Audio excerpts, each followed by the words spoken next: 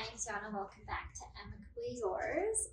This is my podcast where I speak about all issues to do with conflict resolution and moving forward in an amicable manner, especially during separation and divorce. So I am a family lawyer. I am also a mediator and a parenting coordinator here with Stokes Law LLP in Calgary, Alberta. Today I really want to talk to you guys about what it means to be amicable, right? People don't really know what that all entails, or at least the mindset behind what it means to be amicable. And I want to really portray to you guys today that amicable doesn't mean easy, right? It doesn't. Separation is still difficult and divorce is still hard, and there's still really intricate details that we need to work through, and it's emotional, right? Like you just went through probably the largest change in your life, right? It's hard. It's not easy. It's still hard. Amicable is still hard, but amicable means that there's an intention behind our actions, behind me as your legal counsel, and behind you to move forward in an approach where we try and reduce conflict as much as possible, okay? We can't control our exes. There's nothing we can do to control other people, but we can control the approach that we use and how we approach, whether it's parenting, property division, spousal support, child support. We can control ourselves, okay? So that's what I want you to take home. There are lots of benefits of being amicable, having an intention to reduce conflict and intention to move forward in the most effective manner. Those benefits involve reduced legal fees, right? We don't have to run off to court. Court is very expensive. It's time consuming to go to court. It's emotionally draining to go to court. And so if we approach our legal problems with an amicable mindset to say, listen, we know there's this problem that needs to be solved, this one and this one, let's sit down and work through it.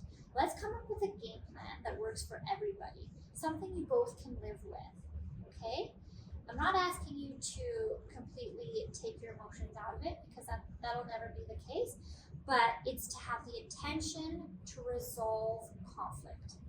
Having that mindset also means that we'll likely be able to reduce the timeline of your separation and your divorce, right? We'll be able to reduce the time it takes to resolve all your issues.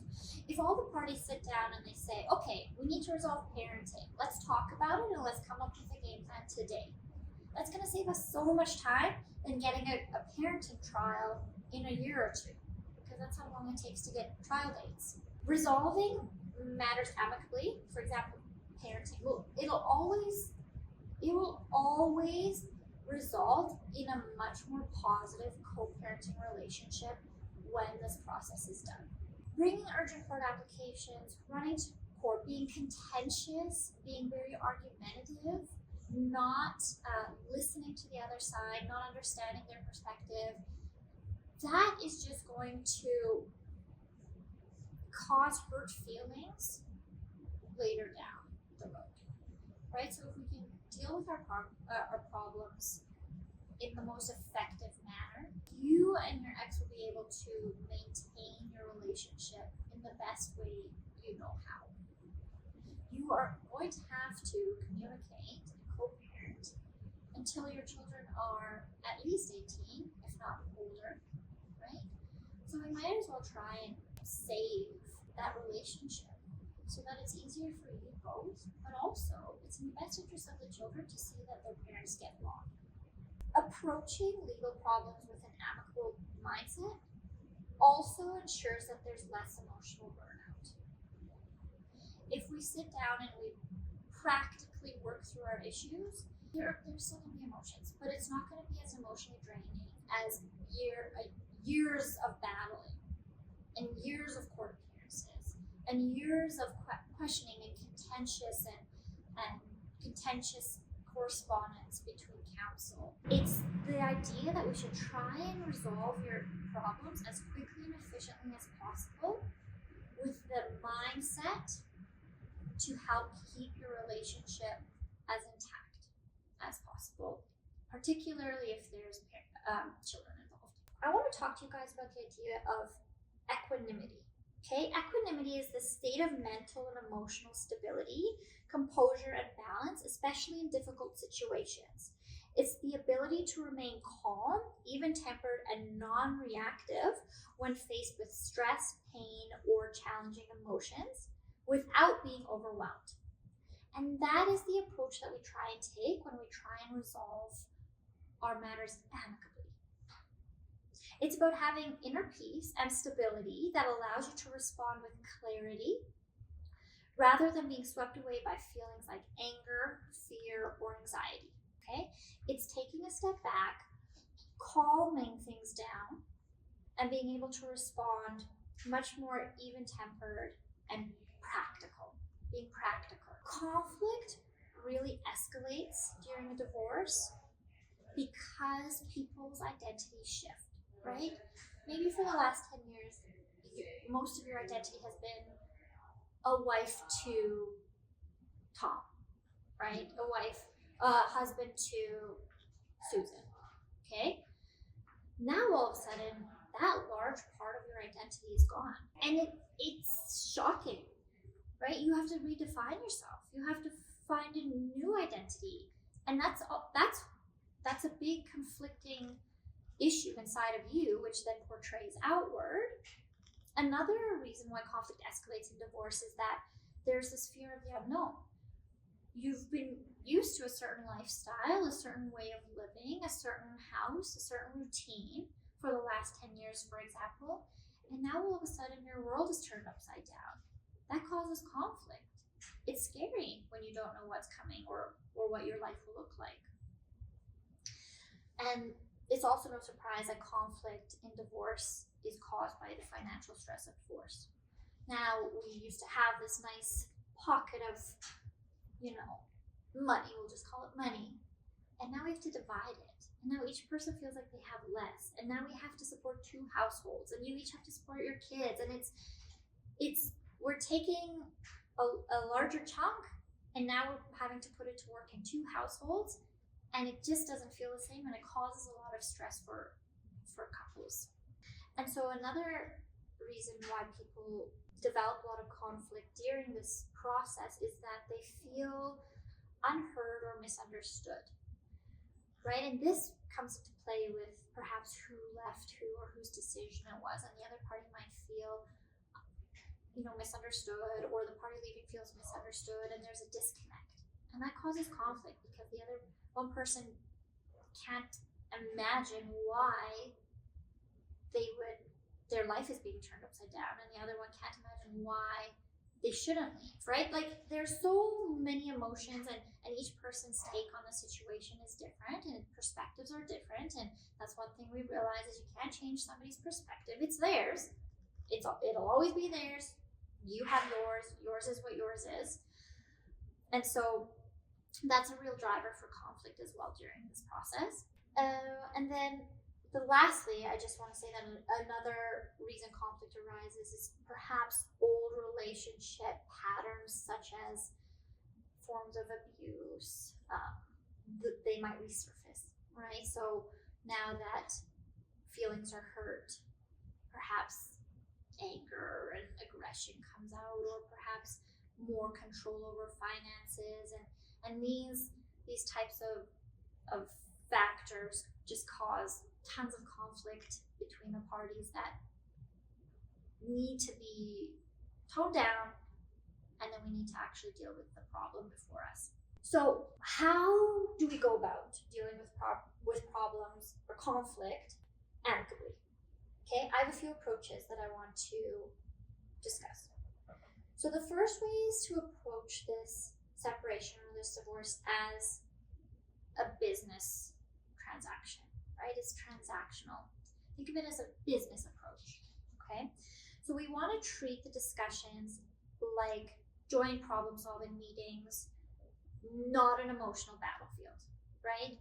Think of it, you're at work, you have a meeting, there's an issue, it needs to be solved. We take the emotion out of it. What's the problem? What are our possible solutions? Great. Let's talk about this solution. I like this one. Okay, how about this one?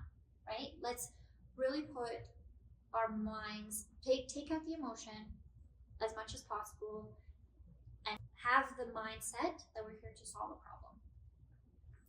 For this to work, we need to have neutral tones, we need to have factual statements, right? We need to make sure that what we are saying is actually factual and we're not just pointing fingers for the sake of it. We also need to have clear goals. We know there's a problem. Where do we want to see our solution? Okay, and how do we get there? That's our goal. Let's get there. I think that this approach is especially helpful for parents who have to co-parent in the future. Your relationship does become a bit of like a business, right? Like there's this problem, the kids need to go into hockey. Are we going to let them go into hockey? Yes or no, right? It's very straightforward. Let's make the decision.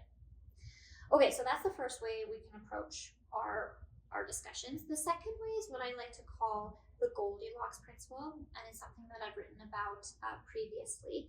And this is the idea that we really try and maintain equanimity throughout the process, right?